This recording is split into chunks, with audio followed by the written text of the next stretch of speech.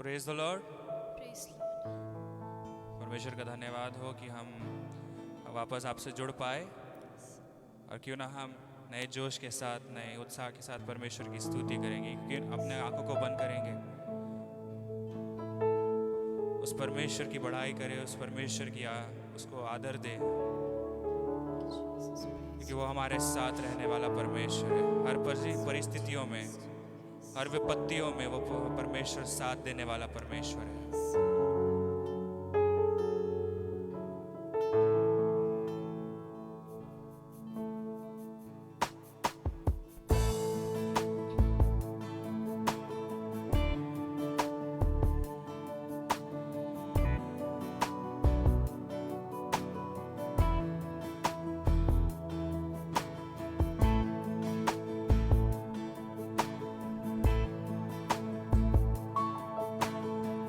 आज क्यों ना अपने मनों को शुद्ध करें, उससे कहें खुदावन मैं अपने गुनाहों को मान लेता हूँ तेरे आगे, मैं तेरे आगे झुक जाता हूँ खुदावन,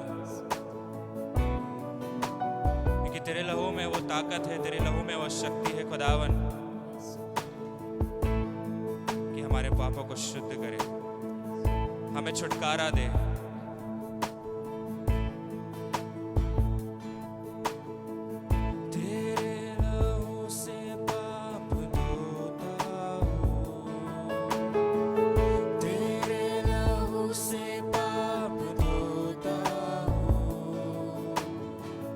तू बढ़ता जा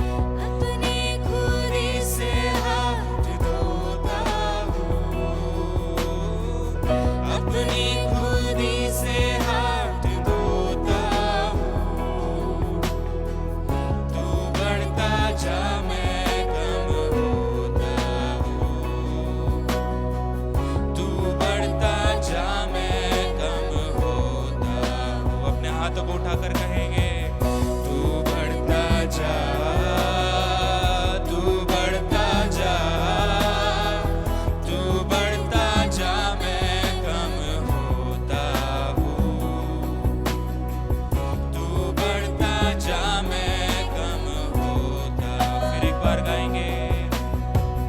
तू बढ़ता जा, तू बढ़ता जा, तू बढ़ता जा, मैं कम होता हूँ। तू बढ़ता जा, मैं कम होता हूँ।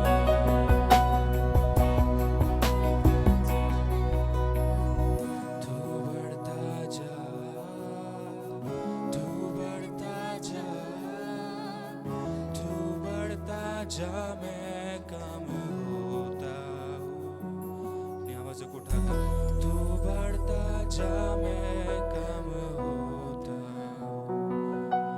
हाँ खुदावन, तू बढ़ता जाए और हम घटते चले जाए। खुदावन परमेश्वर, हमारे जीवनों में तेरा नाम ऊंचा हो जाए और हम घटते चले जाए खुदावन, क्योंकि परमेश्वर तुझ में ही हमारी जीत है खुदावन। परमेश्वर तू ही हमारी सामर्थ है खुदावन, तू ही हमारी जीत है खुदावन। परमेश्वर तेरा धन्यवाद करते हैं खुदावन। परमेश्वर तू ही हमारा पहला प्यार है खुदावन। तेरी स्तुति करते, तेरी प्रशंसा करते हैं खुदावन।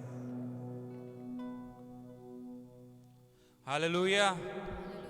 हम परमेश्वर को धन्यवाद देते हैं इस समय के लिए, इस सुंदर से दिन के लिए। वो परमेश्वर हमारा महान परमेश्वर है, वो हमारे और आपके बीच में परमेश्वर है। वो सर्वव्यापी परमेश्वर, He is omnipresent। परमेश्वर खुदावन तेरा धन्यवाद करते, तेरे वायदे का सच्चा खुदावन है खुदावन।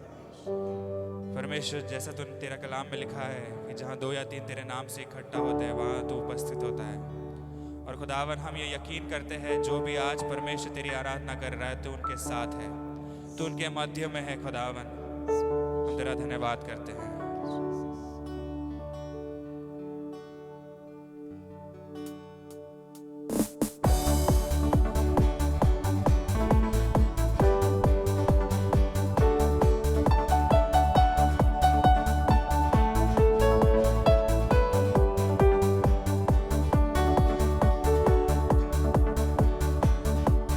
तेरी स्तुति प्रशंसा हो, तेरी हर पल महिमा हो,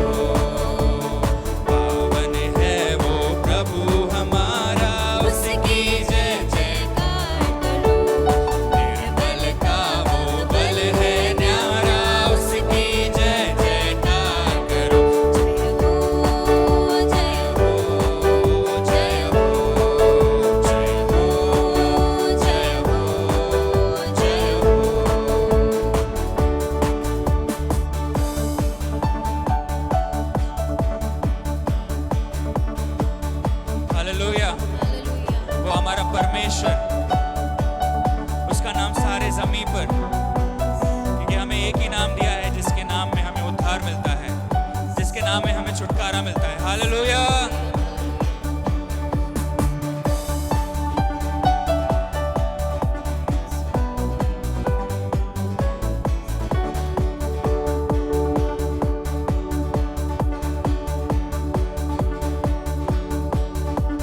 यीशु का नाम है सारी ज़मीन पर जिससे हम पाते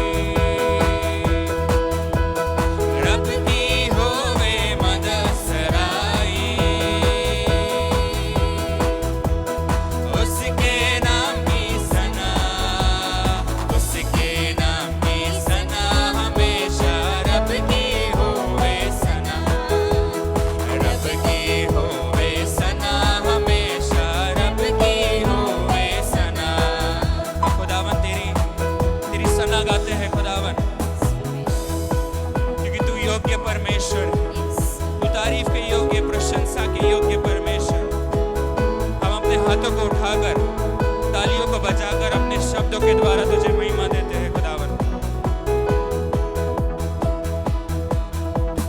रब के घर में होवे सिताए,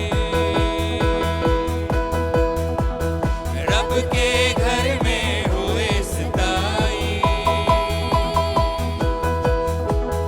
उसकी हम दो सना, उसकी हम दो सना हमेशा। रब की होवे सना, रब की होवे सना हमेशा। रब की होवे सना, रब की होवे सना हमेशा। रब की होवे सना, रब की होवे सना हमेशा। रब की होवे सना। बांसुरी पर सुना सुरे सुरीली, बांसुरी पर सुना सुरे सुरीली,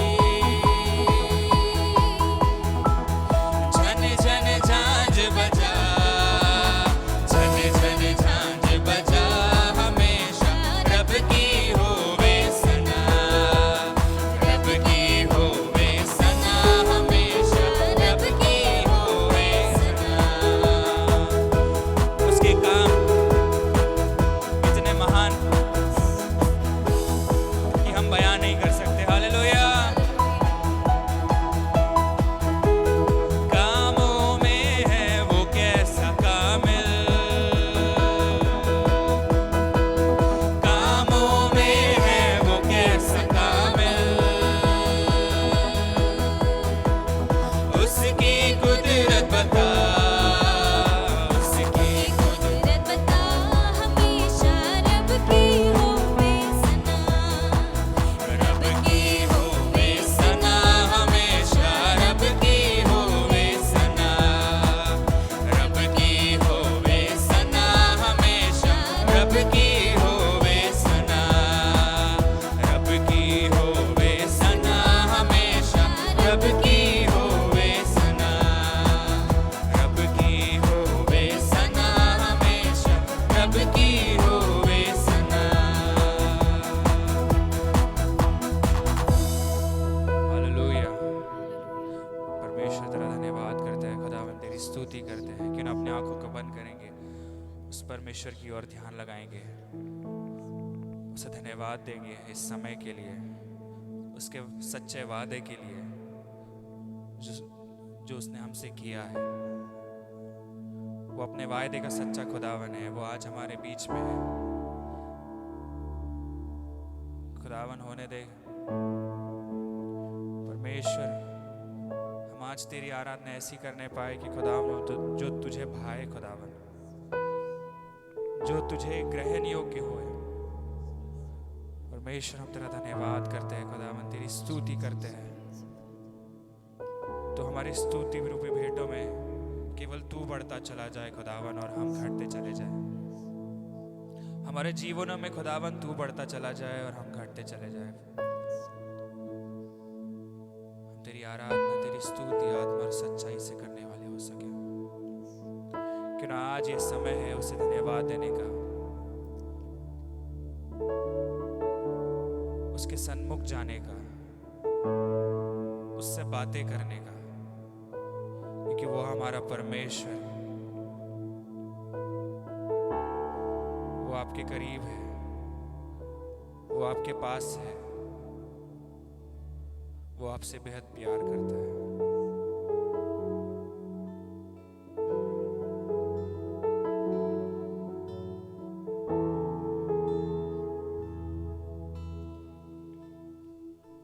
तेरा शुक्रिया करते हैं खुदावन, तेरे लहू के लिए खुदावन तेरा शुक्रिया करते हैं। तेरे लहू बहाने से खुदावन हमें नजात मिली। तेरे ही लहू बहाने से खुदावन हमें चंगाई मिली, और तेरे ही लहू बहाने से खुदावन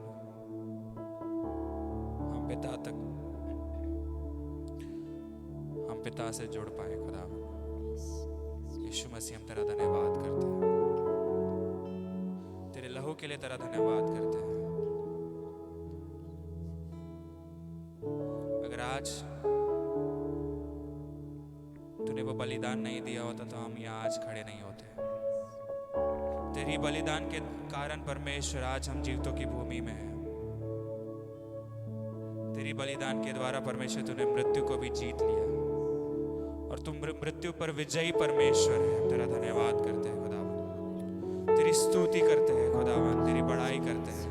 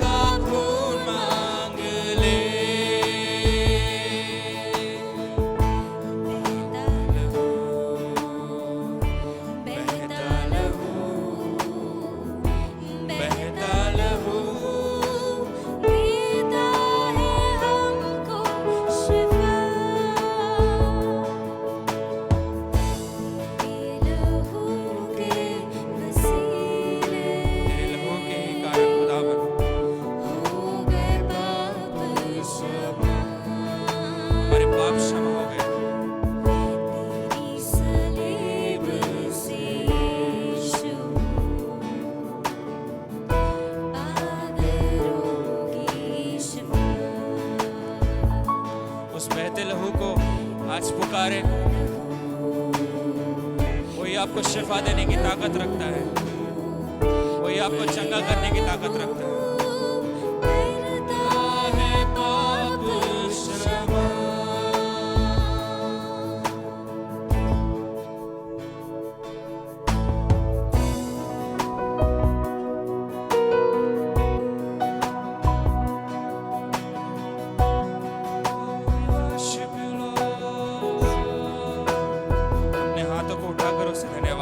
शब्दों के द्वारा उसे धन्यवाद दें, क्योंकि वो आज हमारे बीच में है। हमें और कोई नहीं चाहिए, केवल खुदावन यीशु मसीह तेरा साथ, और वो साथ निभाने वाला परमेश्वर है। लहू की कीमत जरा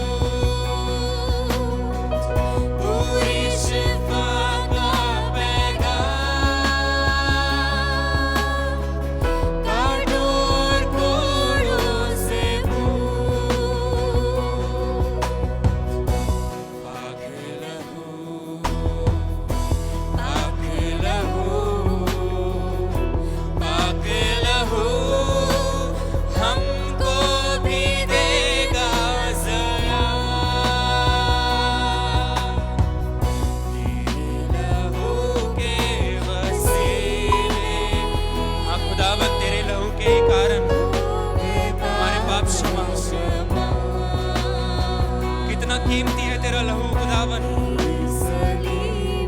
हम तेरे सलीब को याद करते हैं खुदावन, तेरे बलिदान को याद करते हैं खुदावन।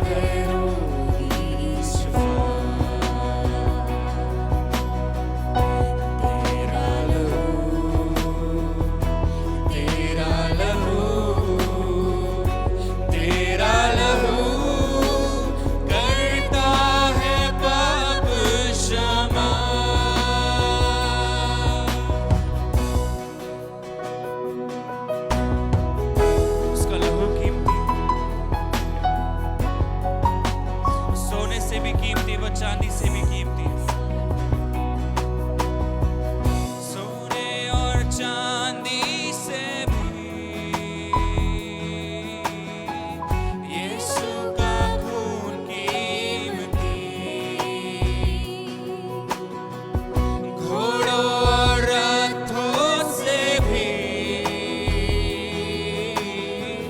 यीशु का खून कीमती, सोने और चांदी से भी यीशु का खून कीमती, घोड़ों और रथों से भी यीशु का खून कीमती, रिश्तों और नातों से भी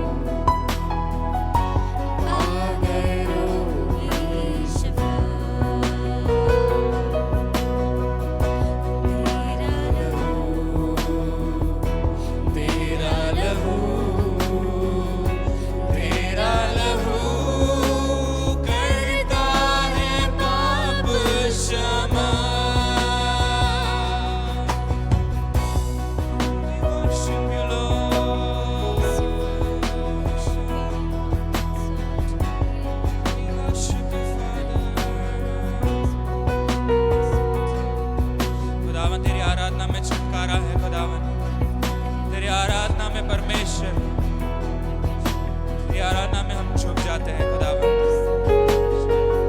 तेरे चरणों में गिरकर परमेश्वर तुझे सजदा करते हैं, परमेश्वर तेरी स्तुति करते हैं खुदावन, तेरी आराधना करते हैं। आज दिल की गहराइयों से परमेश्वर अपने दिलों को खोल देते हैं तेरे आगे। हम अपने आप से कुछ नहीं कर सकते खुदावन, हम तेरे लहू के लिए तुझे धन्यवाद देते हैं।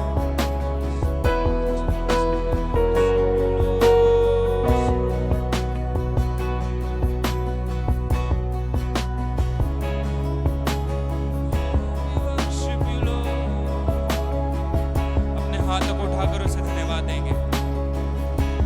आज होने दे खुदावन, परमेश्वर तेरी बारिश में हम भीगने वाले हो सके, तेरी स्तुति करते, तेरी बड़ाई करते हैं खुदावन।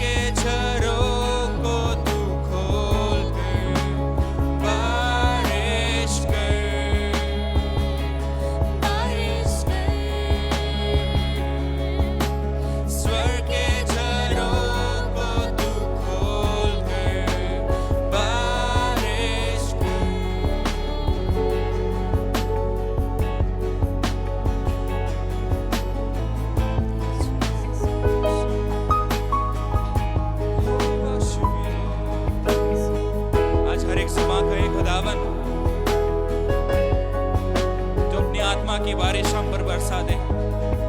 अपने स्वर के झरोकों को तू खोल दे खुदावन हमारे लिए खुदावन। बारिश कर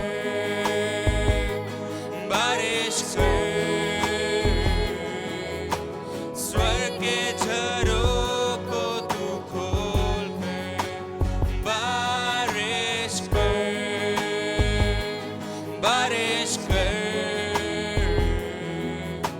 स्वर के झरोकों तू खोल कर।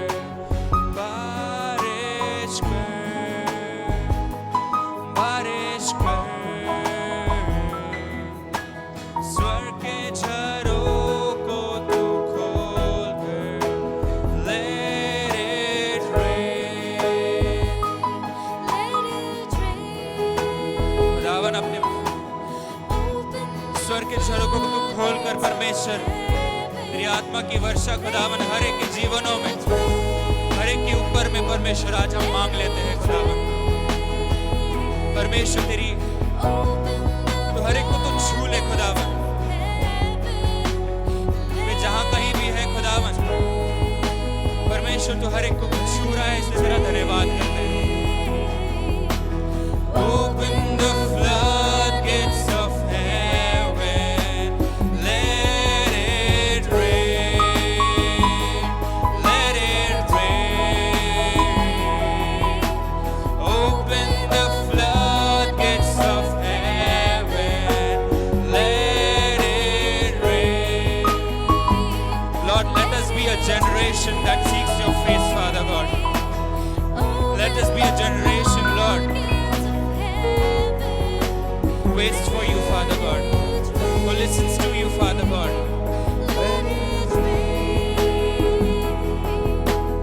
Open the floodgates of heaven, बारिश कर।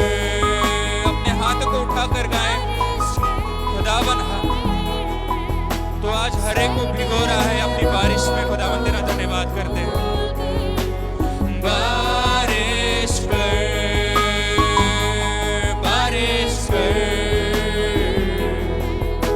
स्वर के झरोकों तू खोल कर।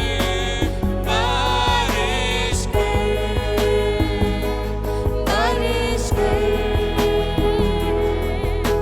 स्वर के झरोकों तू खोल कर।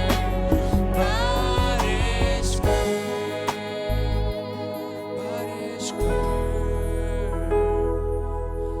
स्वर के झरोकों तू खोल कर। बारिश कर सब गाएंगे। बारिश कर हम तेरी वर्षा को चाहते हैं खुदावन। तेरी बारिश में हमें तू भिगो दे खुदावन। तेरे छुटकारे की बारिश खुदावन, तेरे चंगाई की बारिश खुदावन, तेरे शिफा की बारिश खुदावन हम चाहते हैं आज।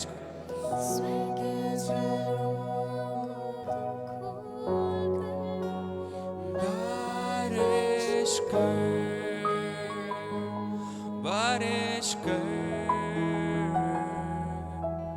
स्वर के झरोकों तू खोल कर। बारिश कर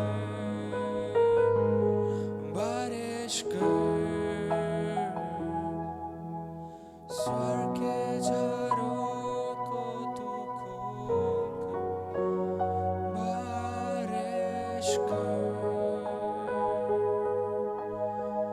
खुदावन परमेश्वर तेरा धन्यवाद करते हैं खुदावन हमारे मनों को बदलने के लिए। खुदावन तेरा धन्यवाद हमारे हृदयों को बदलने के लिए। तेरा धन्यवाद खुदावन। आज की आराधना खुदावन तेरे लिए ग्रहण योग्य होने दे। परमेश्वर तेरी स्तुति करते हैं। परमेश्वर हम तेरी बड़ाई करते हैं। हम ये आराधना तुझे परमेश्वर तुझे चढ़ा देते हैं खुदावन तेरे चरणों के आगे। परमेश्वर होने दे खुदावन आज की आराधना तेरे नथनों में सुगंधित द्रव्य की मानिंद होने दे। तो हमारी आराधना को ग्रहण कर खुदावन। और परमेश्वर हमारी आराधनाओं के साथ तो हमें भी ग्रहण कर खुदावन।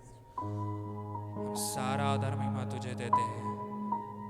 जब परमेश्वर तेरा दास तेरे कलाम को लेकर आता है खुदावन, होने दे खुदावन तेरे कलाम का बीज परमेश्वर 100 गुना फल लाने वाला हो सके, हृदयों को बदलने वाला हो सके, हर मांस मांस और गुदे गुदे का आर पर छिदने वाला हो सके। परमेश्वर तेरा धन्यवाद करते हैं। परमेश्वर तेरा वचन परमेश्वर काम कर कर ही लौटता है खुदावन।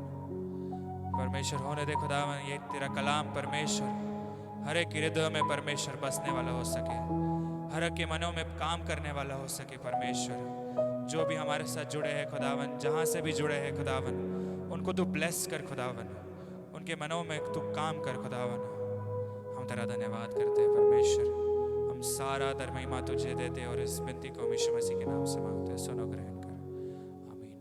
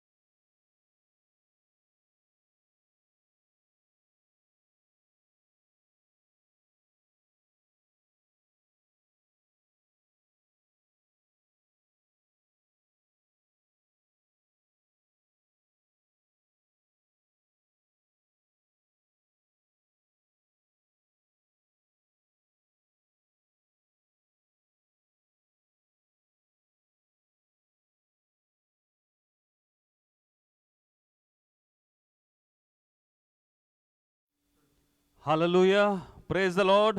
परमेश्वर आप सबको आशीष दे और हम विश्वास करते हैं आप सब सुरक्षित है, अच्छे हैं और हमारे साथ परमेश्वर की आराधना में आप बने रहे। क्षमा चाहते हैं, कुछ समस्याओं के कारण बिजली चली गई थी यहाँ पर और इसलिए थोड़ी बाधाएं आ गई थी, लेकिन प्रभु का धन्यवाद, फिर एक बार हमको अवसर मिला और हम परमेश्वर के साथ मिलकर, आप सबों के साथ मिलकर स्तुति आराधना कर सके। आइए अपनी बाइबलों को हम खोल लें। मुझे विश्वास है आप अपने घरों में हैं, लेकिन आपकी बाइबल आपके सामने है और आप पूरे सम्मान के साथ आप परमेश्वर के कलाम में से पढ़ेंगे। आज का विषय है अनुग्रह के विषय सच्चाई, अनुग्रह की सच्चाई,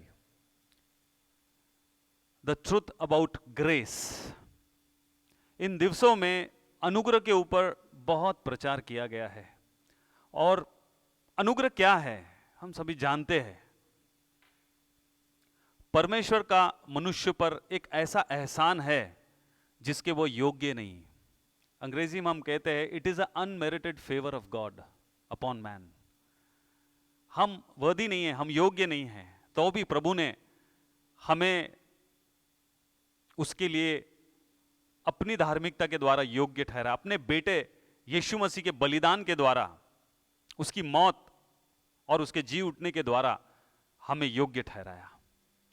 वर्तमान में अनुग्रह को लेकर बहुत सी शिक्षाएं, बहुत से धारणाएं लोगों ने अपना लिए हैं और जिसे जैसा अच्छा लगता वह बाइबल में से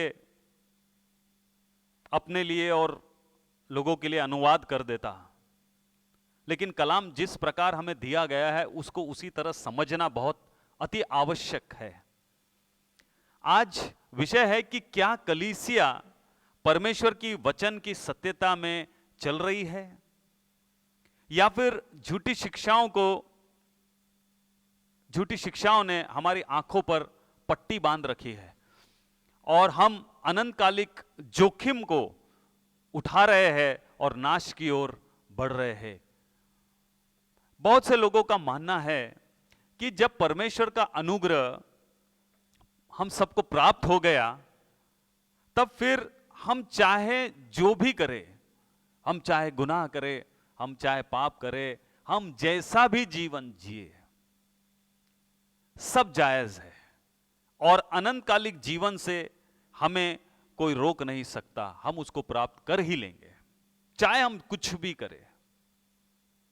और यही कारण है, बड़ा आश्चर्य होता है जब देखने में आता है, सुनने में आता है कि कलीसियाओं में आज क्या क्या नहीं हो रहा है, क्या क्या बुराइयां नहीं हो रही है। परमेश्वर का भय जा रहा है मध्य में से, लोगों के मध्य में से, और लोग बहुत ही अपने आप को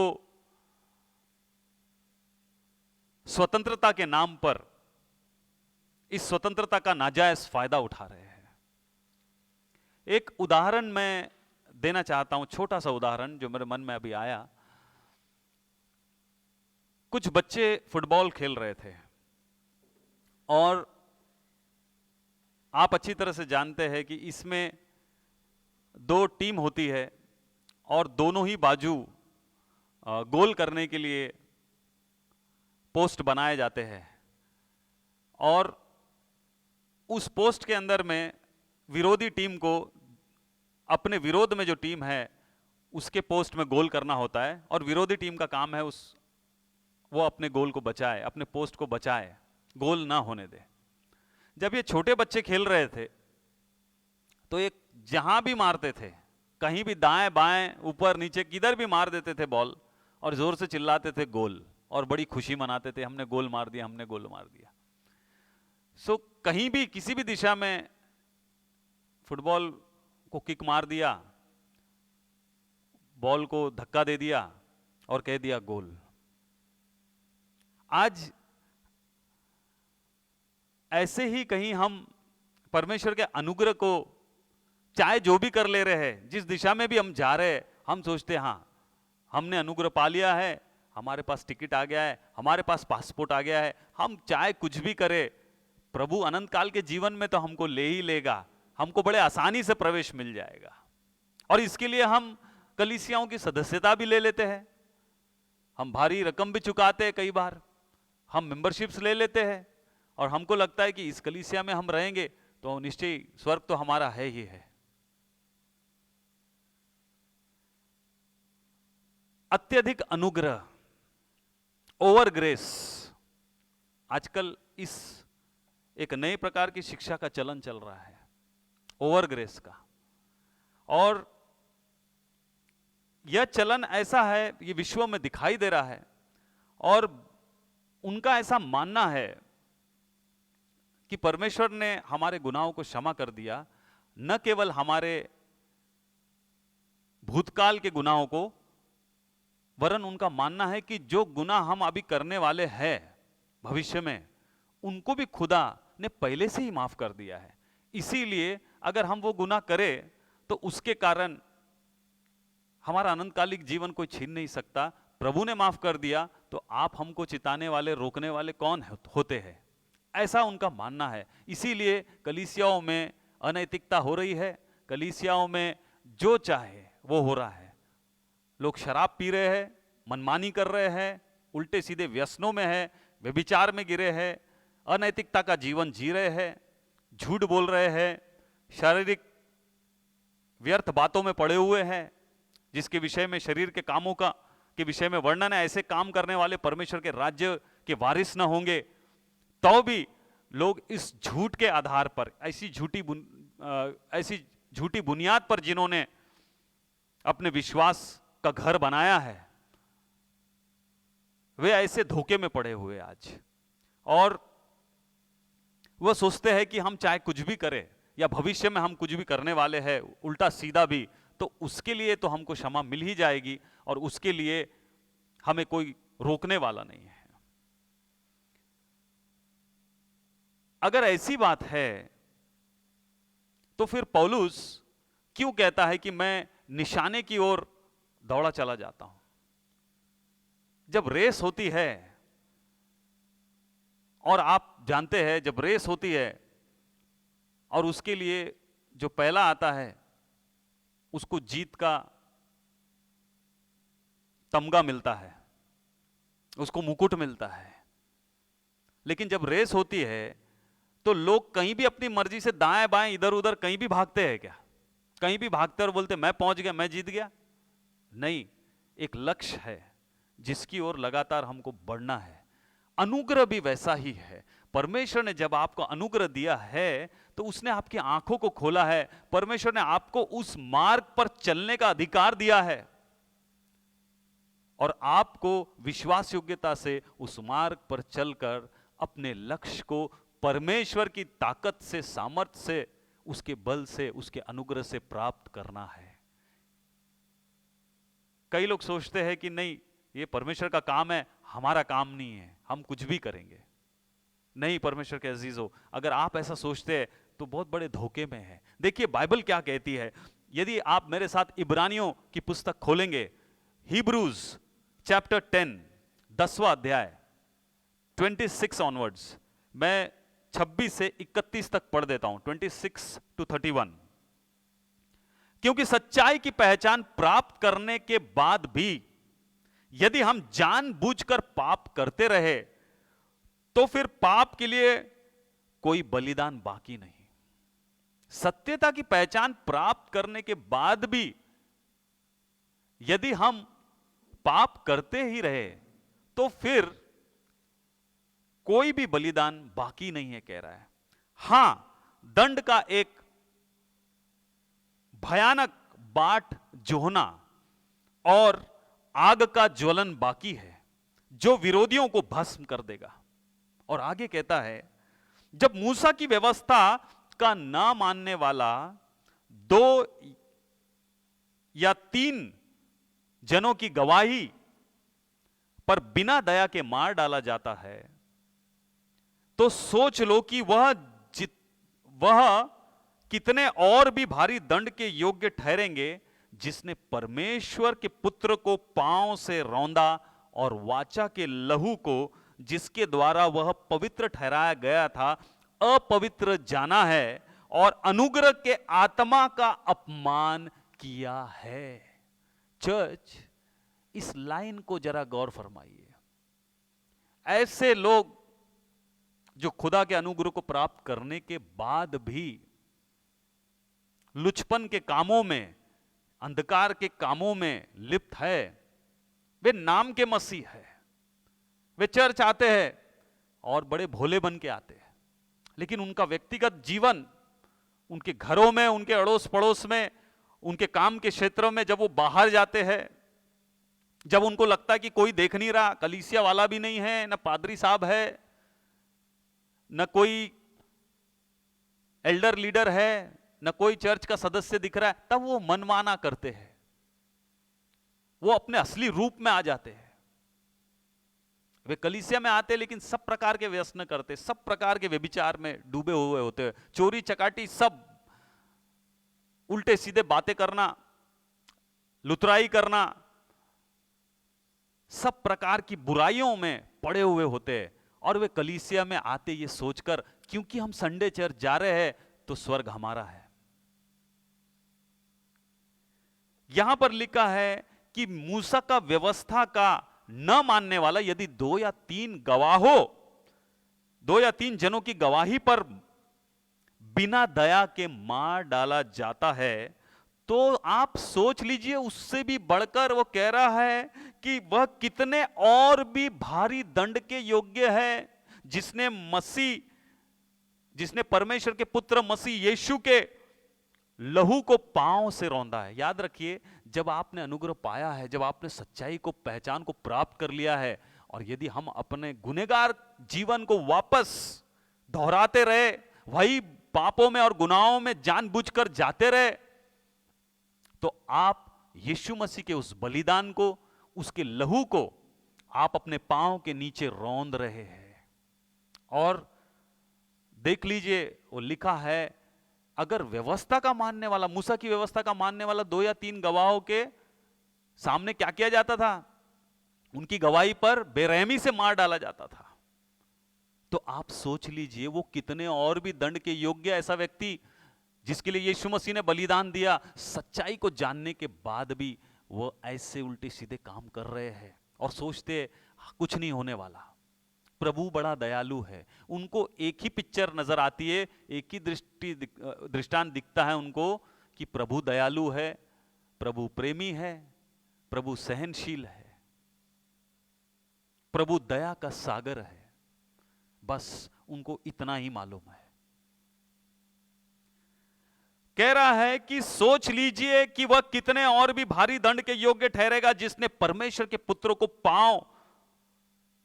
पुत्र को पांव से रौंदा और वाचा के लहू को, जिसके द्वारा वो पवित्र ठहराया गया था, अपवित्र जाना है। और यहां लिखा है अनुग्रह की आत्मा का अपमान किया है।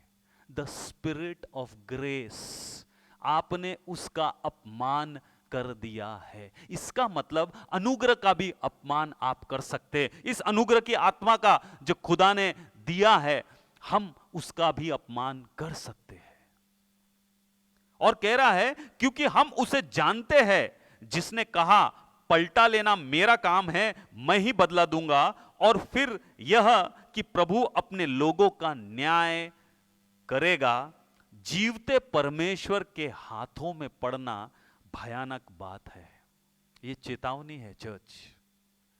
जीवते परमेश्वर के हाथों में पड़ना भयानक बात है। अगर केवल अनुग्रह की बात होती और सब कुछ जायज होता तो फिर न्याय की बात नहीं होती। फिर क्यों परमेश्वर न्याय करने की बात कर रहा है? क्यों परमेश्वर दंड की बातें कर रहा है? कोई भी तुम्हें चर्च भरमाने ना पाए। परमेश्वर के अनुग्रह को व्यर्थ मत समझिए। परमेश्वर के अनुग्रह के साथ खिलवाड़ मत कीजिए। उन बच्चों की तरह जिस प्रकार वो फुटबॉल खेल रहे थे, सोच रहे थे हम जो भी कर रहे हैं सही है, जीत हमारी ही है। यह सोचकर कहीं शैतान आज तुम्हें भ्रम में न डाल दे। आज इसलिए बच्चे गुनाह कर रहे हैं, मां बाप रोकते नहीं है। नहीं नहीं, वो तो प्रभु का चुना हुआ है, करने दो गुनाह उसको, प्रभु उसको बचा लेगा। यदि आप उसको चेतावनी नहीं देंगे, उसको परमेश्वर नहीं बचाएंगे। यदि आप उस पर छड़ी नहीं चलाएंगे, परमेश्वर उसको नहीं बचाएंगे। परमेश्वर के लिए सब कुछ संभव है, लेकिन आपका और मेरा कोई कर्तव्य नहीं। चर्च देखिए, पौलुस जब एथेंस में था, वो वहां अकेला रह गया और उसने तिमोथियस को आगे भेजा। उसने तिमोथियस को आगे भेजा किसी कारणवश। इसके पहले कि हम इसमें जाए, मैं एक वचन और पौलुस का पढ़ लूं और एक शब्द को, एक लाइन को मैं उस पर प्रकाश डालना चाहता हूं।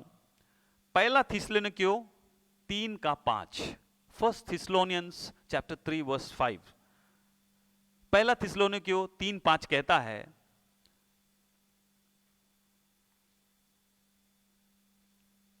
यहां पर तिमोथियस को भेजा गया। पौलुस एथेंस में रुक जाता है, अकेले रह जाता है और वह इसीलिए भेज रहा है। दूसरी आयत में लिखा है, और हमने तिमोथियस को, जो मसीह के सुसमाचार में हमारा भाई और परमेश्वर का सेवक है, इसीलिए भेजा कि वह तुम्हें स्थिर करे और तुम्हारे विश्वास के विषय में तुम्हें समझाए। तुम्हें स्थिर करे और तुम्हारे विश्वास के विषय में तुम्हें समझाए कि कोई इन क्लेशों के कारण डगमगा न जाए, क्योंकि तुम आप जानते हो कि हम इन्हीं के लिए ठहराए गए हैं। क्योंकि पहले ही जब हम तुम्हारे यहां थे तो तुमसे कहा करते थे कि हमें क्लेश उठाने पड़ेंगे, और ऐसा ही हुआ है जैसा कि तुम जानते भी हो। इस कारण जब मुझसे और न रहा गया तो तुम्हारे विश्वास का हाल जानने के लिए भेजा। पौलुस कह रहा है, जब मेरे से रहा ना गया तो मैंने तिमोथियस को तुम्हारा हाल जानने के लिए भेजा है, कि कहीं ऐसा ना हो कि परीक्षा करने वाले ने तुम्हारी परीक्षा की हो और हमारा परिश्रम व्यर्थ हो गया हो। वो कह रहा है कहीं ऐसा ना हो कि परीक्षा करने वाले ने तुम्हारी परीक्षा की हो, और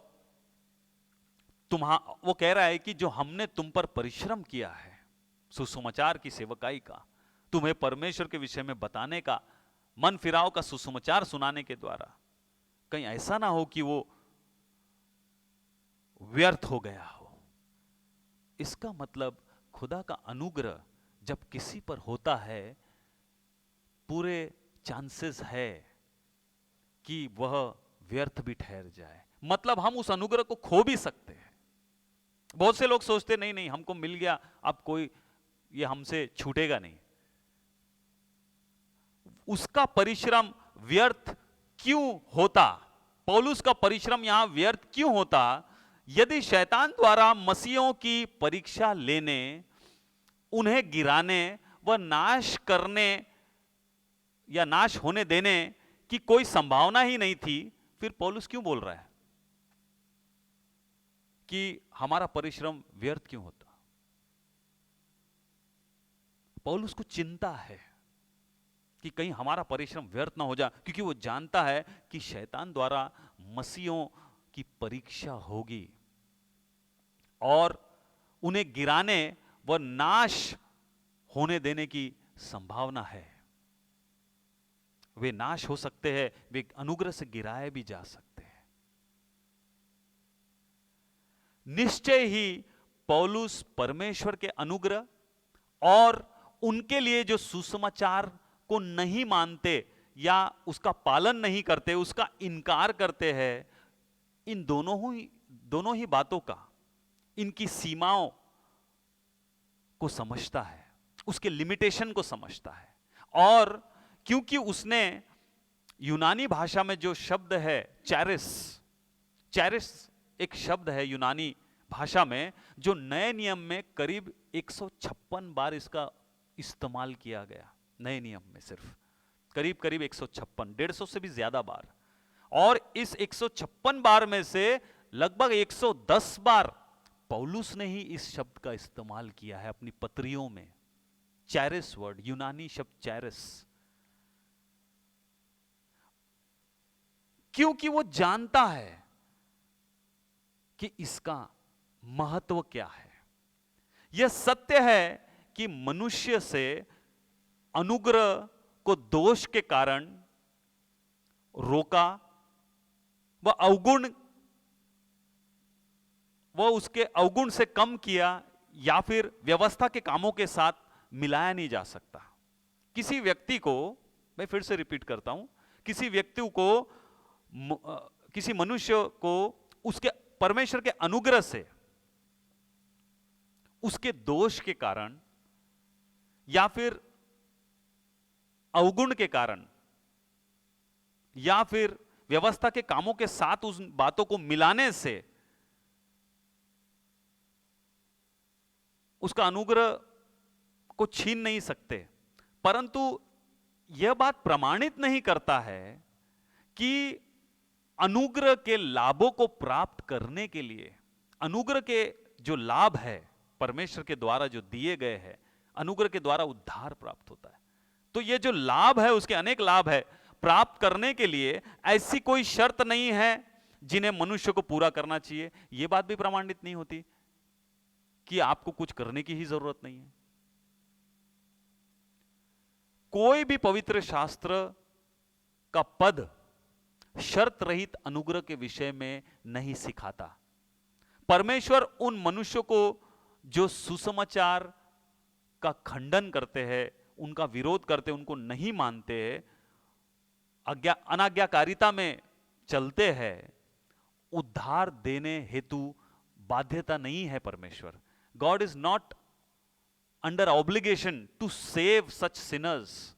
जो जानते बूझते सुनने के बाद भी इनकार करते हैं, उनको बचाने के लिए परमेश्वर बाध्य नहीं है। हां, देखिए कलाम क्या कहता है, रोमियो 2 अध्याय 11 वचन में कहता है, क्योंकि परमेश्वर किसी का पक्षपात नहीं करता। For there is no respect of man या person with God. There is no respect of person with God, क्योंकि परमेश्वर किसी का पक्षपात नहीं करता। सो ये मत सोचिए कि आप कुछ भी करेंगे या आप गुनाह में ही जीवन जीना पसंद करेंगे और परमेश्वर को तो कुछ भी करके आपको बचाना ही है क्योंकि अनुग्रह किया है। इस गलतफहमी में मत रहिए। परमेश्वर केवल पवित्र लोगों को के प्रति ही बाध्यता रखता है।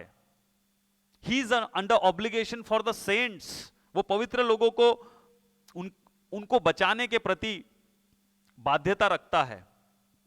और वो भी कब? जब वे ज्योति में चलते हैं। वे जब ज्योति में होकर चलते हैं तथा सुसमाचार के प्रति वे सच्चे बने रहते हैं। देखिए पहली पत्री यूहन्ना की, the first epistle of John, पहला अध्याय 6 और 7 वचन क्या कहता है? यदि हम कहें कि उसके साथ हमारी सहभागिता है और फिर अंधकार में चले तो हम झूठे हैं और सत्य पर नहीं चलते। पर यदि जैसा वह ज्योति में है वैसे ही हम भी ज्योति में चले तो एक दूसरे से सहभागिता रखते हैं और उसके पुत्र यीशु का लहू हमें सब पापों से शुद्ध करता है। तो यहां क्या शर्त है कि यदि हम उसके साथ सहभागिता रखते हैं तो फिर हम अंधकार में नहीं चल सकते। यदि उसमें सहभागिता रखने के बाद भी हम अंधकार में चल रहे हैं तो कलाम कहता है कि हम झूठे हैं और सत्य पर नहीं चलते।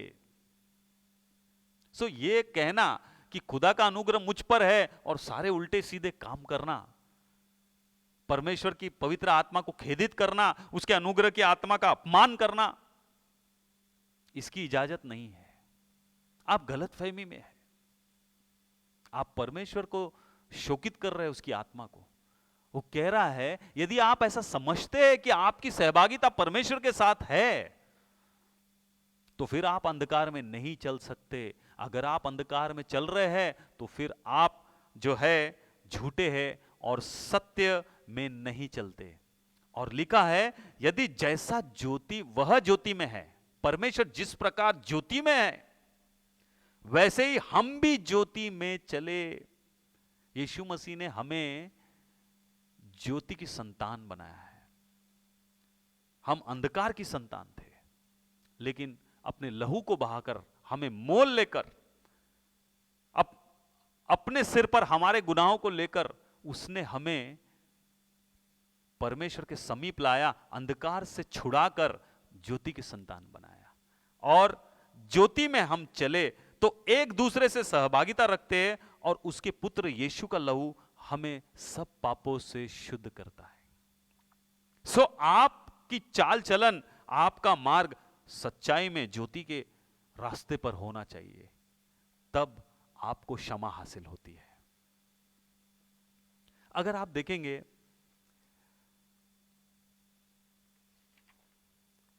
परमेश्वर पापियों के प्रति प्रतिबद्धता के अधीन नहीं है। पापियों के प्रति प्रतिबद्धता के अधीन नहीं है जब तक कि वे सुसमाचार के पूर्ण आज्ञाकारिता में न आ जाए। जब तक कि वो पूरी तरह से सुसमाचार के पूर्ण आज्ञाकारिता में न आ जाए तब तक परमेश्वर किसी को बचाने के लिए प्रतिबद्ध नहीं है। अनुग्रह तो हमें कुछ बातें सिखाती है। क्या सिखाती है? हमको अधार्मिकता में एवं सांसारिक अभिलाषाओं का इनकार करना सिखाती है। अनुग्रह हमें यह बात सिखाती है। फिर कौन आपको सिखा रहा है कि आप उल्टे सीधे काम करिए? अभी मैं आपको वचन में लेकर जाऊंगा और मैं आपको बताऊंगा परमेश्वर का वचन यहां क्या कह रहा है। परमेश्वर का जो अनुग्रह है जो हमें प्राप्त हुआ है वह हर मनुष्य को अधार्मिकता एवं सांसारिक लालसाओं का इनकार करना सिखाता है तथा इस युग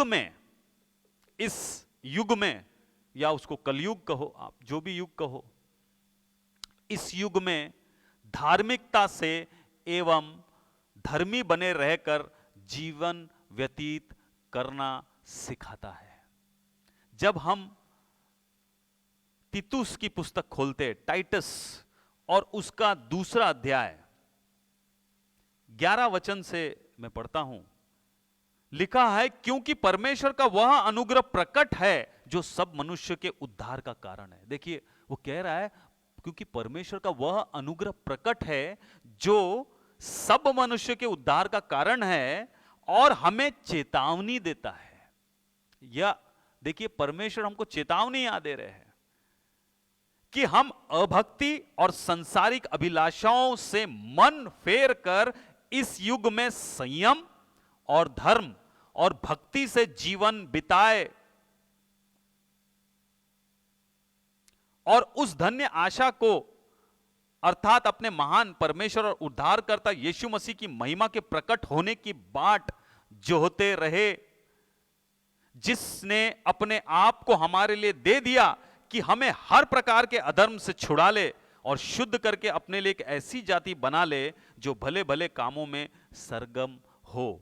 अगर आप देखेंगे, तीतुस जो था ये गैर यहूदी मसीह था और पौलुस के प्रचार कार्य में उसने उसकी सहायता की और उसका साथी बना रहा। और यहां पर पौलुस 15वीं आयत में उसको कह रहा है, ये बातें पूरे अधिकार के साथ ये बातें तू कहे और समझा और सिखाता रहे, क्योंकि कोई तुझे तुच्छ न जानने पाए। पौलुस हिदायत दे रहा है तीतुस को, तू सिखा, तू पूरे अधिकार के साथ सिखा। परमेश्वर के अजीजों, आज परमेश्वर के जो मिनिस्टर्स हैं, परमेश्वर के जो सेवक है, परमेश्वर के लिए जो सुसमाचार का प्रचार का कार्य कर रहे हैं, किसी भी रीति से कॉम्प्रोमाइज मत करिए। चलता है बोलकर हम छोड़ नहीं सकते। आंखों देखी हुई मक्खी भी हम पी नहीं सकते। अगर दूध में आपके आंखों के सामने मक्खी गिर गई तो आप आंख बंद करके उसको पी नहीं लेते, निकाले बगैर आपको चैन नहीं आएगा, या तो फिर आप वो दूध ही फेंक देंगे। तो फिर आप कैसे कॉम्प्रोमाइज कर सकते हैं? यदि आप जानते हैं, यदि आपकी आंखों से आप देख रहे हैं, कलाम कहता है कि हमें इस बात की उलाहना देनी चाहिए। और कह रहा है पूरे अधिकार के साथ, वो कह रहा है समझा दे, उनसे कह दे, उनको समझा दे और उनको सिखा, कोई तुझे तुच्छ न जानने पाए। यदि मनुष्य अनुग्रह की शिक्षा जो है उसको न माने तो अनुग्रह आगे नहीं बढ़ सकता। जो ग्रेस है वो आगे नहीं बढ़ पाएगा यदि आप उसकी शिक्षाओं को ही नहीं मानेंगे। तो पहली चीज, कोई भी जन पहली चीज व्यर्थ में अनुग्रह प्राप्त कर सकता है। कैसे? कलाम में लिखा है 2 कुरिन्थियों उसका 6वां अध्याय 1 आयत, 2 Corinthians 6 chapter 1st verse कहता है, और हम जो उसके सहकर्मी हैं यह भी समझाते हैं कि परमेश्वर का अनुग्रह जो तुम पर हुआ व्यर्थ न रहने दो। उसको व्यर्थ मत रहने दो। वो कह रहा है, पौलुस यहां बोल रहा है, हम जो उसके सहकर्मी हैं यह भी समझाते हैं कि परमेश्वर का अनुग्रह जो तुम पर हुआ है उसे व्यर्थ न रहने दो। इसका अर्थ यह है कि अनुग्रह व्यर्थ भी जा सकता है, व्यर्थ में ही कोई प्राप्त कर सकता है। दूसरी बात अनुग्रह के विषय में वो यह है कि कोई भी जन अपने जीवन में इसे विफल कर सकता है, इस अनुग्रह को विफल कर सकता है, फेल कर सकता है या उसे व्यर्थ ठहरा सकता है। गलातियों 2 अध्याय और गलातियों 2 अध्याय उसका 21वीं आयत कहता है, मैं परमेश्वर के अनुग्रह को व्यर्थ नहीं ठहराता। पौलुस क्या कह रहा है? मैं परमेश्वर के अनुग्रह को व्यर्थ नहीं ठहराता, क्योंकि यदि व्यवस्था के द्वारा धार्मिकता होती तो मसीह का मरना व्यर्थ होता। I do not frustrate the grace of God, I do not frustrate the grace of God कह रहा है। अर्थात हम इस परमेश्वर के अनुग्रह को विफल भी कर सकते हैं। कोई भी जन परमेश्वर के इस अनुग्रह को विफल कर सकता है। जरा आप सोचिए, अगर खुदा ने अनुग्रह किया है, निश्चय ही उसने अनुग्रह किया है, लेकिन क्या आपका और मेरा कोई भी कर्तव्य नहीं है? फिर पौलुस क्यों ये बातों को स्मरण दिला रहा है? Do not frustrate the grace of God. वो बोलता I do not frustrate the grace of God. वो कह रहा है यहां पर कि मैं परमेश्वर के अनुग्रह को व्यर्थ नहीं ठहराता। देखिए, इसी अनुग्रह के विषय में कोई भी जन अनुग्रह में गिर सकता है। You can fall in the grace, मतलब आप अनुग्रह से वंचित रह सकते, आप अनुग्रह से गिर सकते हैं। गलातियों पहला अध्याय 6 से 8 में लिखा है, मुझे आश्चर्य होता है, पौलुस कह रहा है, मुझे आश्चर्य होता है जिसने तुम्हें मसीह के अनुग्रह में बुलाया, उससे तुम इतनी जल्दी फिर कर और ही प्रकार के सुसमाचार की ओर झुकने लगे हो। वो कह रहा, मुझे बहुत आश्चर्य हो रहा है कि जिसने तुम्हें मसीह के अनुग्रह में बुलाया, मतलब परमेश्वर ने आपको मसीह के अनुग्रह में बुलाया। लेकिन अब पौलुस बड़ा आश्चर्य कर रहा, वो क्या देख रहा है? वो बोल रहा है उसमें तो तुम इतनी जल्दी फिर कर, मतलब परमेश्वर के अनुग्रह से फिर कर कहीं और ही तुम भटक रहे हो, अनुग्रह से फिर गए हो, और ही प्रकार की, किसी और ही प्रकार की जो हमने प्रचार नहीं किया, जो खुदा के कलाम में जो मसीह ने प्रचार नहीं किया, जो मसीह की शिक्षा नहीं है, किसी और ही प्रकार के सुसमाचार की ओर झुकने लगे हो, बोलता है। लोगों को लगता था हम अपने कार्यों के द्वारा ही सब कुछ प्राप्त कर लेंगे। वो कह रहा है परंतु यह दूसरा सुसमाचार है ही नहीं, पर बात यह है कि कितने ऐसे हैं जो तुम्हें घबरा देते और मसीह के सुसमाचार को बिगाड़ना चाहते हैं। पौलुस वार्न कर रहा है, यहां पे चेतावनी दे रहा है। बहुत से ऐसे लोग हैं जो कुछ और ही सुसमाचार लेकर आ गए हैं, और ऐसे हैं जो मसीह के सुसमाचार को बिगाड़ना चाहते हैं। और पौलुस उनके विरोध में कहता है, परंतु यदि हम या स्वर्ग से कोई दूत भी उस सुसमाचार को छोड़ जो हमने तुमको सुनाया है, देखिए उसकी तीव्रता। वो कह रहा अगर स्वर्ग से भी कोई दूत आकर कोई ऐसा सुसमाचार सुनाए, उस सुसमाचार को छोड़ जिसे तुमने ग्रहण किया है। क्या कह रहा है? यदि हम या स्वर्गदूत से, वो खुद को भी कह रहा है, यदि हम स्वयं या स्वर्ग से कोई दूत भी उस सुसमाचार को छोड़ जो हमने तुमको सुनाया है, अर्थात मसीह की आज्ञा से उसको छोड़ कोई और सुसमाचार सुनाया है, कोई और सुसमाचार तुम्हें सुनाया तो श्रापित हो, लिखा है। ही इज कर्स्ड, वो श्रापित है। यहां एक बड़ी चेतावनी है चर्च के लिए। किस प्रकार के सुसमाचार को आज हम सुन रहे हैं? हमको बड़ा मजा आता है जब हम उल्टे सीधे काम करते और फिर हम ऐसे प्रचार की खोज में लग जाते जहां पर कोई ये कह दे, कुछ भी करो, प्रभु आपको क्षमा करके आपको स्वर्ग में तो ले ही लेगा। क्यों? क्योंकि आप दशमांश दे रहे हैं। क्यों? क्योंकि आप हमारे मेंबर हैं। क्यों? क्योंकि आप मोटी रकम जो है दान में दे रहे हैं,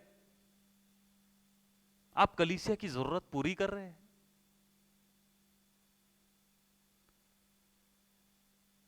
गलातियों 5:4 में लिखा है, तुम जो व्यवस्था के द्वारा धर्मी ठहरना चाहते हो, वो पौलुस कह रहा है, तुम जो व्यवस्था के द्वारा धर्मी ठहरना चाहते हो, मसीह से अलग और अनुग्रह से गिर गए हो। तुम जो व्यवस्था के द्वारा धर्मी ठहरना चाहते हो, अपने क्रियाकलाप से और अपनी मनमानी करके। कई लोग ये भी सोचते कि नहीं नहीं, हम बहुत मेहनत कर रहे हैं, हम ये कर रहे हैं, इसलिए हम जो है, हम पर अनुग्रह है, हमको तो सब प्राप्त हो जाएगा। वो कह रहा है, तुम जो व्यवस्था के द्वारा धर्मी ठहरना चाहते हो, मसीह से अलग और अनुग्रह से गिर गए हो। ये आर फॉलन फ्रॉम ग्रेस। परमेश्वर के अनुग्रह में आप और मैं असफल भी हो सकते, कोई भी जन परमेश्वर के अनुग्रह में असफल भी हो सकता है। इब्रानियों 12:15 में लिखा है, और ध्यान से देखते रहो, ऐसा ना हो कि कोई परमेश्वर के अनुग्रह से वंचित रह जाए। इब्रानियों इस पत्री का लिखने वाला कह रहा है ध्यान दो, ध्यान से देखते रहो, कहीं ऐसा ना हो कि कोई भी परमेश्वर के अनुग्रह से वंचित रह जाए। देखिए यहां पर इब्रानियों का लिखने वाला लेखक कह रहा है ध्यान दीजिए, कहीं आप परमेश्वर के अनुग्रह से वंचित ना रह जाए। यह वार्निंग है यहां पर। ऐसा ना हो कि परमेश्वर के अनुग्रह से वंचित रह जाए या कोई कड़वी जड़ फूट कर कष्ट दे और उसके द्वारा बहुत से लोग अशुद्ध हो जाए। मतलब आप परमेश्वर के अनुग्रह में असफल भी हो सकते हैं। खुदा का अनुग्रह होने के बाद भी आप गुनाह में अशुद्ध हो जाएंगे, आप में कड़वाहट आ जाएंगी, आप परमेश्वर के बैरी भी हो सकते हैं, आप खुदा के अनुग्रह से वंचित हो सकते हैं। खुदा के अनुग्रह को लुचपन में भी कोई व्यक्ति बदल सकता है। कहने का मतलब उसके लिए, खुद के लिए वो उस अनुग्रह को लुचपन में बदल सकता है। देखिए यहूदा की पत्री में लिखा है, यहूदा की पत्री 4 आयत में लिखा है, क्योंकि कितने ऐसे मनुष्य चुपके से हम में आ मिले हैं। यहूदा जूड इस बात को बता रहा है, कितने ऐसे लोग हैं जो चुपके से हम में आ मिले हैं, जिनके इस दंड का वर्णन पुराने समय में पहले ही से लिखा गया था। ये भक्तिहीन है और हमारे परमेश्वर के अनुग्रह को लुचपन में बदल डालते हैं और हमारे एकमात्र स्वामी और प्रभु यीशु मसीह का इनकार करते हैं। झूठी शिक्षाओं के बारे में, झूठे शिक्षकों के बारे में वार्निंग दे रहा है। ये चुपके से हमारे अंदर घुस के आ गए हैं। अभी ऑनलाइन का जमाना है, सबको आजादी है, कोई भी सुसमाचार सुन सकता है। कितने प्रीचर्स हैं, मैं किसी की आलोचना नहीं कर रहा हूं, लेकिन परमेश्वर ने यह जिम्मेदारी हर सुनने वाले को दी है। तुम उनको उनके फलों से पहचान लोगे। वो क्या प्रचार कर रहे हैं, ये आपका काम है कि आप उसको परखे, उसकी गहराइयों में जाए, परमेश्वर की पवित्र आत्मा के अगुवाई में उसकी परख करें। यह नहीं कि हमने एक प्रचार सुना था और इसीलिए हमने ये फैसला किया, वो कह रहा है इसलिए हम कर रहे हैं। नहीं नहीं, हाय उस पर जो किसी को ठोकर खिलाए और हाय उस पर जो ठोकर खाए। दोनों ही दशा में अनंत जीवन से तो वंचित रह जाओगे। इसीलिए याद रखिए, खुदा का अनुग्रह लुचपन में बदल दिया जाता है झूठे शिक्षकों के द्वारा। इसके बावजूद एक और बात है, कोई भी जन अनुग्रह पाने के बावजूद भी पाप कर सकता है। कई लोग सोचते हैं अनुग्रह हम पर हो गया है, अब हमसे कोई पाप होगा नहीं, और वो बेध्यान हो जाते, बेधड़क हो जाते हैं, बिंदास हो जाते हैं।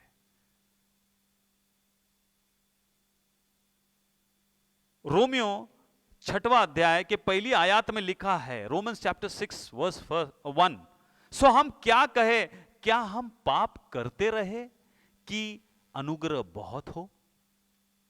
पौलुस प्रश्न कर रहा है शुरुआत में।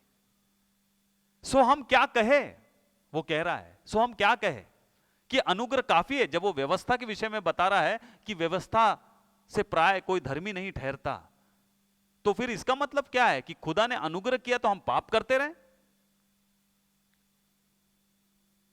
क्योंकि अनुग्रह बहुत है हम पर। It's a warning. अनुग्रह पाने के बाद भी गुनाह और पाप एक मनुष्य कर सकता है। इसलिए पौलुस कह रहा है, सो हम क्या कहे, क्या हम पाप करते रहे कि अनुग्रह बहुत हो? प्रेरितों के काम में हम देखते हैं एक और बात कि कोई भी व्यक्ति अनुग्रह में निरंतर बना भी रह सकता है और वह उसको त्याग भी सकता है। 13 अध्याय उसका 43 वचन,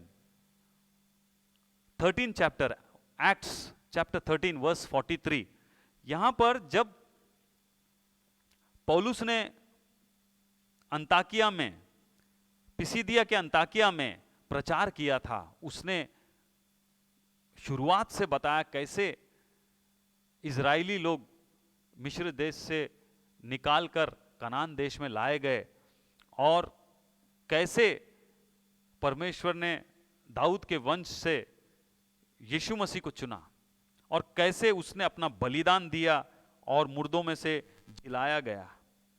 और पौलुस बता रहा है,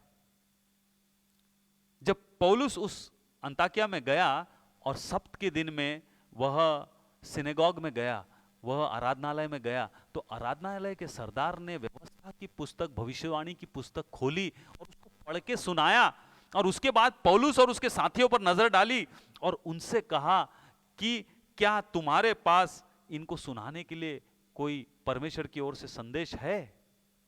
तब पौलुस उठकर ये सब प्रचार करने लगा और उसने कहा, हे परमेश्वर से डरने वालों, हे परमेश्वर से डरने वालों, 2 बार इसका वर्णन किया। उसने कहा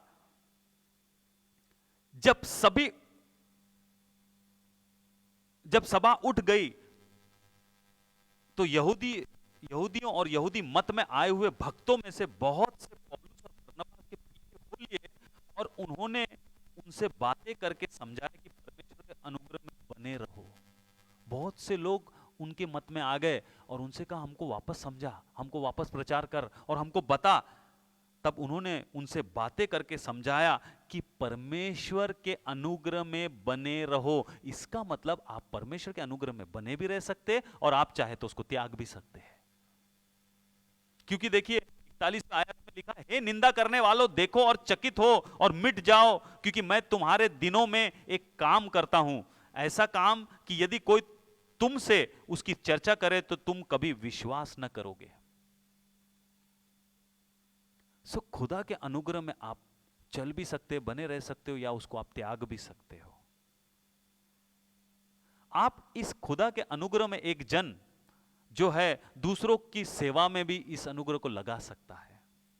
पहला पत्रस 4:10 में इसका वर्णन है, जिसको जो वरदान मिला है वह उसे परमेश्वर के नाना प्रकार के अनुग्रह के भले भंडारियों की नाई एक दूसरे की सेवा में लगाए। वो कह रहा है नाना प्रकार के अनुग्रह के भले भंडारियों की नाई एक दूसरे की सेवा में लगाए।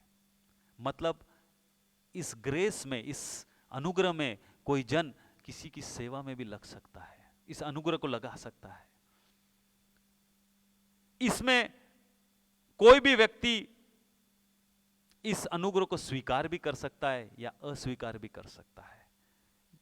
यूहन्ना 3:16 में लिखा है, परमेश्वर ने जगत से ऐसा प्रेम रखा कि अपना इकलौता पुत्र दे दिया, ताकि जो कोई उस पर विश्वास करे वो नाश न हो वरन अनंत जीवन प्राप्त करे।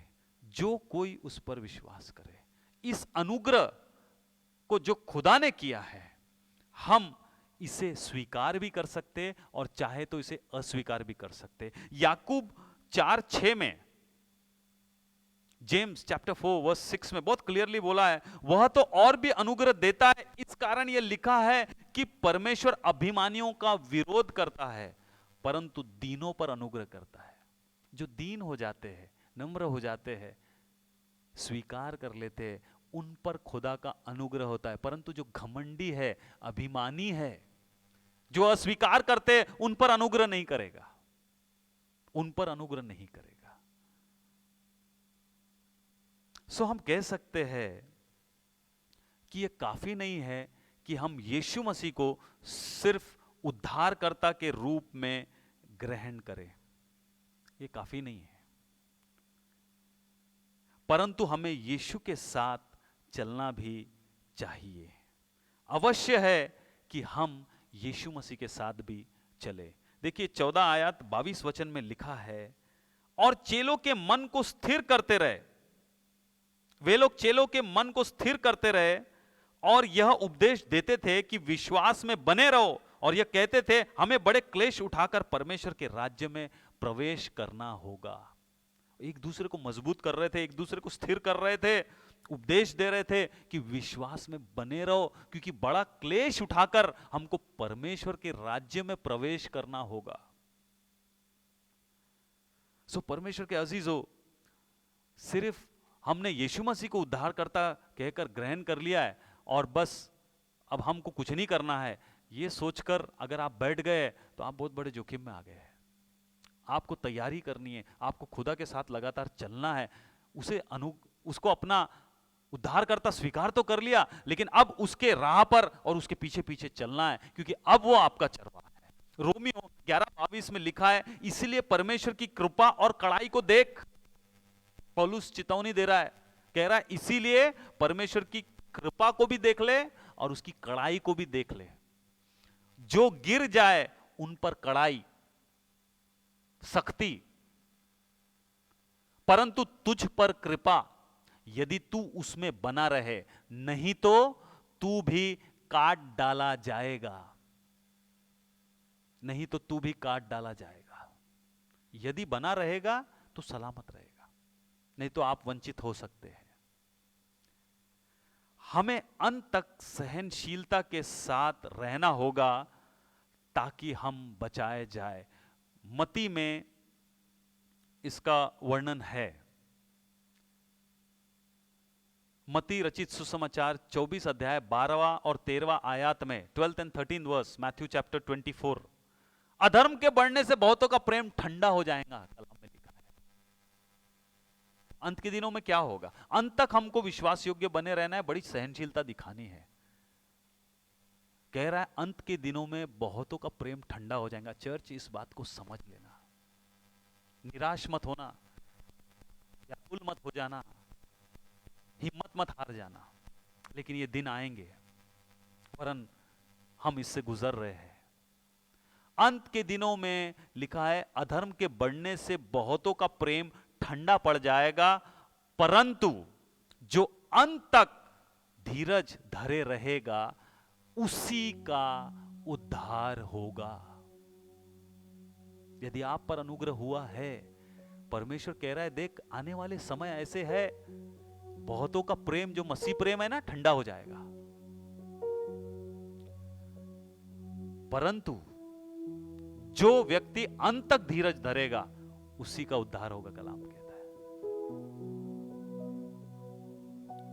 यीशु मसीह के बहुत से अनुयायी, उसके बहुत से चेले जो है वे उल्टे फिर गए, वे उल्टे फिर गए और उसके साथ आगे को नहीं चले।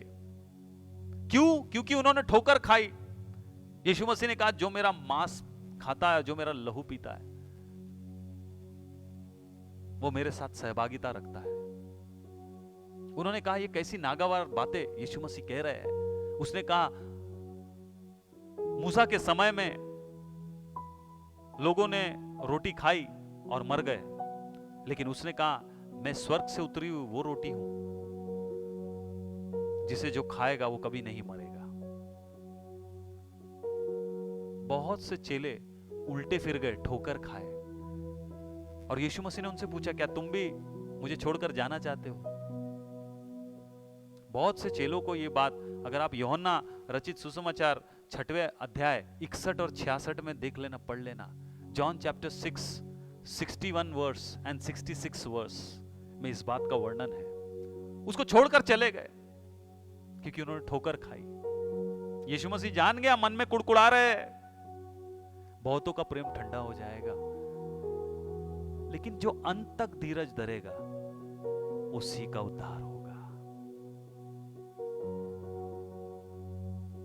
जब कठिन समय आएंगे ना, बहुत से लोग परमेश्वर से फिर जाएंगे, मुंह मोड़ लेंगे। बहुत से ठोकर खाएंगे और एक दूसरे को पकड़वाएंगे और एक दूसरे से बैर भी रखेंगे। इसी मत्ती 24 में 10वीं आयत में लिखा है, 10th वर्स में। बहुत से लोग क्या करेंगे? ठोकर खाएंगे, एक लिखा है एक दूसरे को पकड़वाएंगे और एक दूसरे से बैर रखेंगे, केवल मसीह के नाम के कारण, मसीह के नाम के कारण। परंतु प्रभु के अनुग्रह और शक्ति से हमें विश्वास में बने रहना है, ना कि हमें अनुग्रह से वंचित रह जाना है, ना ही हमें कड़वाहट से भर जाना है, लेकिन परमेश्वर का हाथ थामकर लगातार हमको चलना है। स्मरण रखो कि परमेश्वर हमारे लिए उसका अनुग्रह बहुत है, क्योंकि उसकी सामर्थ हमारी निर्बलता में सिद्ध होती है। इब्रानियों में 4th अध्याय 16 में लिखा है, इसीलिए आओ हम अनुग्रह के सिंहासन के निकट हियाव बांधकर चले कि हम पर दया हो और वह अनुग्रह पाए जो आवश्यकता के समय हमारी सहायता करे। आज बोल्डनेस के साथ, हियाव के साथ अनुग्रह के उस सिंहासन के सन्मुख हम आए,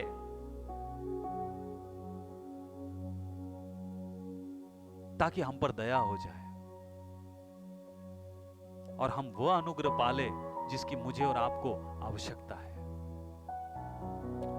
याद रखिए, हमारे पास जो भी है वो परमेश्वर के द्वारा अनुग्रह से है। जो हमारा विश्वास है, जो परमेश्वर पर है, विश्वास के द्वारा अनुग्रह से है। इफिसियों 2 अध्याय 8 और 9 में इस बात का वर्णन है, क्योंकि विश्वास के द्वारा अनुग्रह ही से तुम्हारा उद्धार हुआ है, और यह तुम्हारी ओर से नहीं वरन परमेश्वर का दान है, और न कार्यों के कारण। ये मत समझना आपके कार्यों के कारण, ऐसा ना हो कि कोई घमंड करे। यहां तक कि परमेश्वर पर ईमान लाने के लिए जिस विश्वास की आवश्यकता है वो भी हमें परमेश्वर की ओर से ही प्राप्त होता है, वो भी हमारे लिए परमेश्वर का दान ही है। फिर भी हम अनुग्रह को ना कह सकते हैं, इस बात को ध्यान रखना। खुदा अनुग्रह तो कर रहा है, खुदा सामर्थ तो दे रहा है, लेकिन आपके पास वो अधिकार भी है, वो चुनाव भी है कि आप अनुग्रह को ना कह सकते हैं,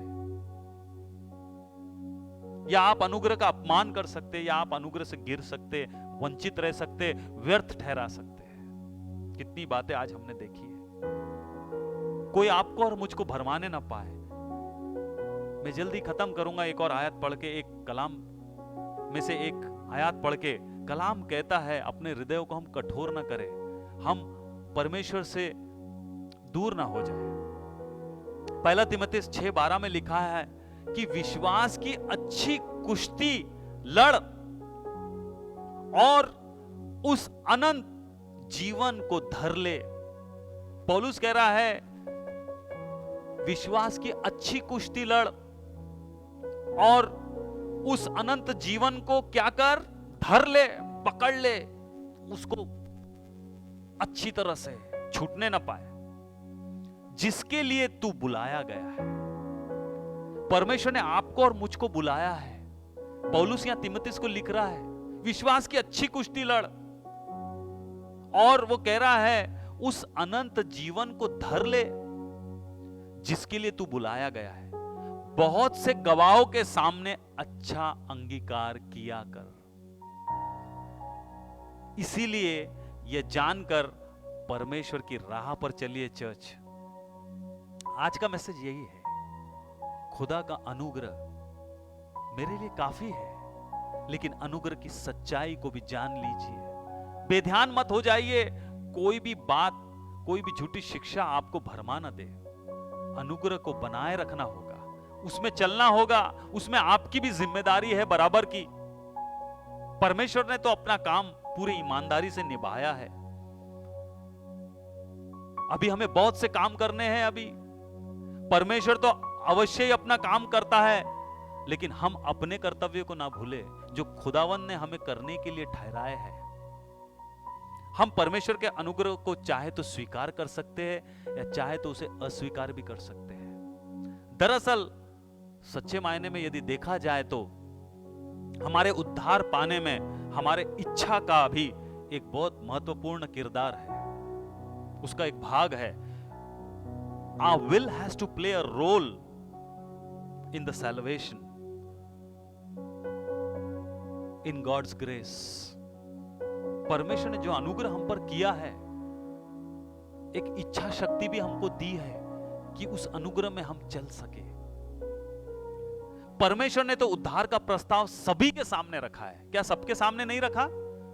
यूहन्ना 3:16 में हम देखते हैं, सारे जगत से इतना प्रेम कर दिया, इकलौता दे दिया, चाहे जो कोई भी उस पर विश्वास करे वो नाश ना हो वरन अनंत जीवन पाए। ये प्रस्ताव उसने सबके सामने रख दिया है। परंतु कुछ लोग हैं जो परमेश्वर के उस अनुग्रहकारी क्षमा को हां कहते हैं।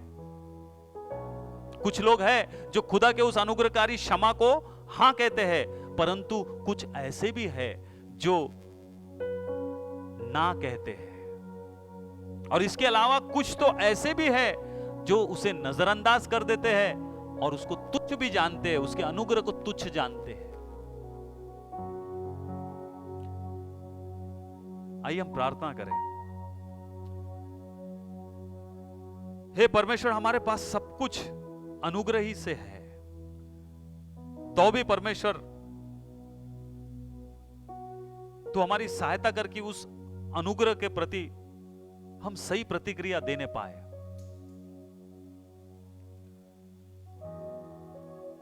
आज तेरे कलाम से प्रभु तूने कलीसिया को, मुझको, हम सबको, सुनने वालों को चिताया मेरे परमेश्वर कि हम विश्वास में जागृत रहे, चौकस रहे, बेध्यान ना हो जाए। प्रभु तेरा अनुग्रह ही हमारे लिए काफी है। हम किसी भी प्रकार से योग्य नहीं, हम जानते प्रभु, यह केवल तेरा अनुग्रह ही है जो हमें उद्धार तक लेकर जाता है। किंतु परमेश्वर तूने बहुत सी बातें और इच्छाओं को मनुष्य के हाथों में भी छोड़ रखा है, और उसका पूरा कर्तव्य है कि पूरे ईमान के साथ तेरे कलाम के अनुसार तेरे अनुग्रह को बनाए रखे, तेरे अनुग्रह में बने रहे, न दाईं ओर न बाईं ओर, लेकिन निशाने की ओर दौड़े चले जाए। अपने जीवन में अपने राह पर चौकसी करे, कोई कड़वी डाह न करने पाए, कोई कड़वी जड़ हमारे बीच में फूटने ना पाए।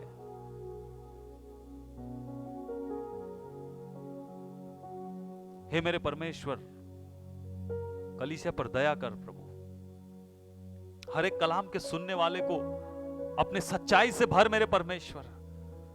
हर प्रकार के भ्रम से, हर प्रकार की झूठी बातों से, शिक्षाओं से प्रभु जो तेरे पहचान के विरोध में है, उनसे प्रभु तू बचा कर रख परमेश्वर। अपने लहू से ढाप, अपने कलीसिया को सुरक्षित रख।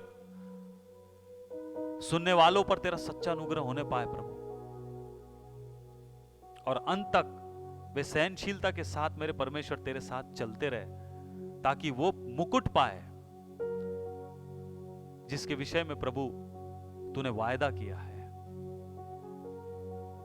जो उद्धार देने का तूने वायदा किया मेरे परमेश्वर। निश्चय ही हम तेरे साथ दाहिनी ओर बैठकर तेरे साथ राज्य करेंगे प्रभु, उस अनुग्रह ही के कारण परमेश्वर जो तूने मसीह के द्वारा कलीसिया को प्रदान किया है। सारी महिमा, आदर, गौरव हम तुझको देते हैं, नाजरत के यीशु के नाम से मांगते। प्रार्थना को सुन और कबूल कर। सब कहे आमीन और आमीन। आइए प्रभु की सिखाई प्रार्थना करें।